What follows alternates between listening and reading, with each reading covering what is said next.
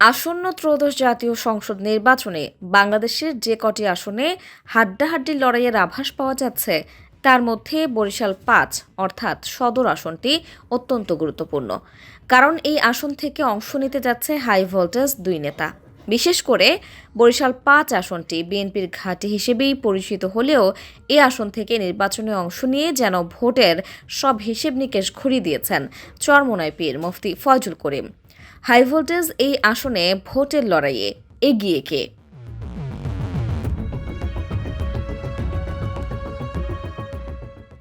২০১৪ সালের নির্বাচনের আগে পর্যন্ত বরিশাল ৫ আসনটি ছিল এককভাবে বিএনপির দখলে। এরপরে ভোটবিহীন নির্বাচনগুলোতে অন্য সব আসনের মতো বরিশাল ৫ আসনেও দেখা গেছে আওয়ামী লীগের স্বৈরাচারী দখলদারিত্ব। তবে দিন বদলেছে।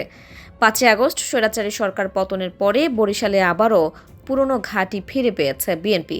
আবার এই আসনের শক্তিশালী দল হিসেবে মাঠে আছে ইসলামী আন্দোলন বাংলাদেশ।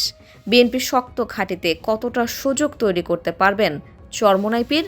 নাকি অতীত ইতিহাস থেকে নতুন ইতিহাস গড়বে বিএনপি? এমনটাই আলোচনা চলছে চায়ের দোকান থেকে শহরের অলিগুলি।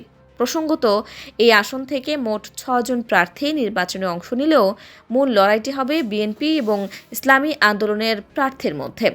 এমনটাই জানাচ্ছেন রাজনৈতিক বিশ্লেষকরা। বরিশাল ৫ নির্বাচনী এলাকা ১৯৭৩ সালে স্বাধীন বাংলাদেশে প্রথম সংসদ নির্বাচনের সময় গঠিত হয়েছিল। এরপর টানা ৮ বার এই আসন থেকে বিএনপি ব্যতীত কোনো দল যেতে পারেনি জাতীয় সংসদে। ২০০৮ সালে সংখ্যাগরিষ্ঠতা নিয়ে যখন আওয়ামী লীগ সরকার গঠন করে তখনও এই আসনে অপ্রতিরোধ ছিল বিএনপি। শুধু ২০০৮ সালেই নয়, নির্বাচন উপনির্বাচন মিলিয়ে এই আসন থেকে ৫ বার নির্বাচনী এমপি মুজিবুর রহমান সরওয়ার। মহানগর বিএনপি নেতৃত্ব তার বিরোধীদের হাতে চলে যাওয়ায় তিনি কিছুটা কোণঠাসা ছিলেন। তবে ৫ বারের সংসদ সদস্য, সিটি কর্পোরেশনের মেয়র এবং জাতীয় সংসদের হুইপের দায়িত্ব পালন করায় বরিশাল মহানগরের ৩০টি ওয়ার্ড ও সদর উপজেলায় সবকটি ইউনিয়নে তার সাংগঠনিক ভিত্তি আছে। বিএনপির ঘাঁটি হলেও এই আসনে ব্যাপক সমর্থন রয়েছে হাত পাখা প্রতীকে আসা ইসলামী আন্দোলন বাংলাদেশেরও। ২০২৩-এর বরিশাল সিটি মেয়র নির্বাচনেও মুফতি সৈয়দ মোহাম্মদ ফয়জুল করিম দলীয় প্রার্থী হয়েছিলেন। সিটি মেয়র নির্বাচনের দিন তার উপর হামলার ঘটনা ঘটে। তবে এবারে নির্বাচন নিয়ে বেশ আশাবাদী শাইখে চরমোনাই সৈয়দ ফয়জুল করিম।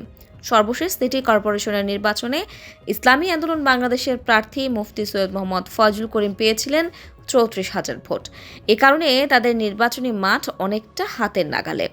বিগত নির্বাচনী ফলাফল পর্যালোচনায় দেখা গেছে বরিশাল সদর আসনে বিএনপির ভোট রয়েছে ৬০,০০০, আওয়ামী লীগের ৩৫,০০০ এবং ইসলামী দলগুলোর জামায়াত ইসলামী ও ইসলামী আন্দোলন বাংলাদেশ মিলে প্রায় ৫০,০০০। সেক্ষেত্রে ভয়াবহ অবস্থায় রয়েছে নতুন ভোটারের সংখ্যা। কারণ নতুন ভোটাররা যেদিকে ঝুঁকবেন সেদিকেই জয়ের পাল্লা ভারী হবে।